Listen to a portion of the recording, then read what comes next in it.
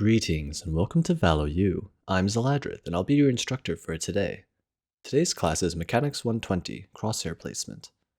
While many people prize aim, good crosshair placement is arguably the most important mechanical skill in Valorant, even more so than aim, since while it's impossible to achieve perfect consistency with flicks, you can achieve similar effects by practicing good crosshair placement. All crosshair placement means is keeping your crosshair aimed at where it's most likely that you might need to shoot. Unlike many other genres of shooter games that reward tracking opponents and hitting them many times, Valorant is a tactical shooter, so the first person to land a shot on an enemy will likely win the fight, and one bullet often does enough damage to kill. If you barely have to move your crosshair to hit the target, then there's far less room for error in your aim compared to flicking across the screen. Good crosshair placement makes a hard shot look easy, while bad crosshair placement makes an easy shot look hard. The simplest way to understand crosshair placement is to hold an angle that you know an enemy is going to peek.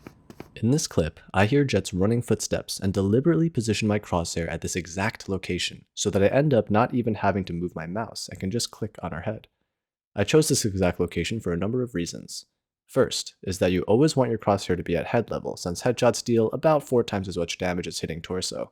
Second, I decided to hold my mouse wide because I was thinking about how it was far more likely for her to continue running than to suddenly slow down, since she wasn't slowing down for other angles that she was passing. Third is that I also wanted to account for human reflexes. If I was a robot, I could hold my crosshair a pixel from the corner, but humans need a few hundred milliseconds to react. So, this is a couple of things to keep track of, but when should I be thinking about it? See, crosshair placement doesn't only apply when you're stationary, it applies any time that it's possible for an enemy to swing you, which is almost always. Yes, that means that whether you're stationary or moving, even if you think that it's unlikely for an enemy to be somewhere, as long as it's possible, you should always have your crosshair ready for the most likely fight. This is why crosshair placement can always be improved. You can always get better at predicting the direction that enemies will come from, as well as the speed and height at which they peek. Now, as you move around the map and expose yourself to new angles, it's more likely for you to discover an enemy than it is for an enemy to discover you. Your movement around corners dictates what angles are newly revealed, and your crosshair should follow those corners to be near any possible targets. Here, you can see how my crosshair is always watching the most likely angle an enemy can come from, and how I check every corner in preparation of discovering an enemy there. My eyes are always on my crosshair to ensure that I'm ready to react and shoot, as there's no point aiming somewhere if my eyes aren't ready to react to it, and there's no point looking somewhere if my gun isn't ready to shoot it. Lastly, we're going to talk about some common mistakes with crosshair placement that we should recognize. The most common one is gradually letting the crosshair dip below head level.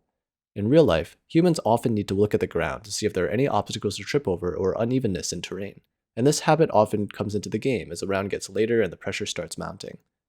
Another is not holding corners wide enough, overestimating your reflexes. Human reaction time can sometimes be surprisingly slow, so if you find yourself needing to follow fast-moving enemies, you're probably holding the angle too tightly. It's easier to hold wide and adjust your crosshair to a stationary or a slow-moving close peek than it is to hold close and then try to follow a fast-moving wide peek. The next common mistake is aiming into walls while peeking around corners, which is a bad habit from aiming as if you're pre-aiming. And the last common mistake is the most difficult: constant vigilance. It's hard to maintain crosshair placement without breaks for the duration of an entire round, let alone an entire game, but this will gradually improve with time and practice. Watching recordings of your own play will reveal just how much worse your crosshair placement is than you think. No, an enemy will not be materializing through any of the walls or floors, they have to come from around a corner. So in summary, crosshair placement is important in Valorant because of the low time to kill. You should place your crosshair at head level and wide enough from the corner to account for movement speed and your own reflexes. You should strive to always have your crosshair ready if it's possible for an enemy to see you. Use your crosshair to explore new angles as your movement reveals them. And finally, you can record your own play to correct any mistakes you may be making subconsciously. That's all for today's lesson. If you have any questions, feel free to reach out to the lecturer or the TAs in the comments below. Thanks for attending, and we hope you enjoy your stay here at ValoU.